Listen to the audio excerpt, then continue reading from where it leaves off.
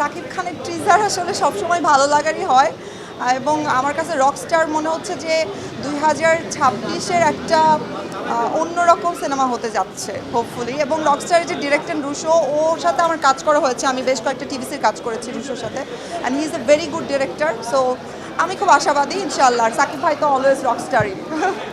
তো ইনশাআল্লাহ ভালো কিছু হবে।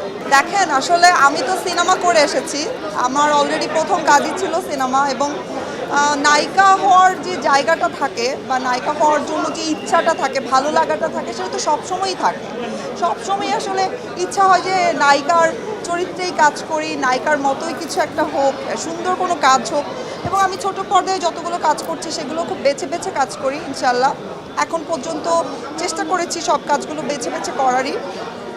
ইনশাআল্লাহ সামনেও হয়তো সাকিব ভাইয়াদের কোনো কল আসলে বা গুড কোনো প্রজেক্টের কল আসলে নিশ্চয়ই করব।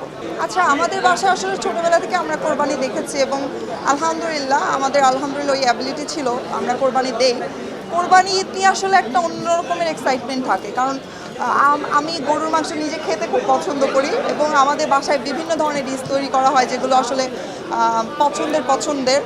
আর তাছাড়াও এই যে আশেপাশের মানুষদের কোরবানি ঈদটা মানি না, আসলে মনে হয় যে এই যে আমরা সবাই যে একসাথে দিন শেষে সবাই যে আসলে সব কিছু একসাথে করতে চাই, বা এই যে ত্যাগটা, এইটা আসলে ফিল করায়। সো কোরবানি ঈদটা আসলে স্পেশাল হয় সবসময়। এবারও ইনশাআল্লাহ হয়তো বা কোরবানি দেওয়া হবে এবং সবার সাথে মাংস যে ভাগাভাগি করা হয় সেটা আসলে খুব এনজয় করি।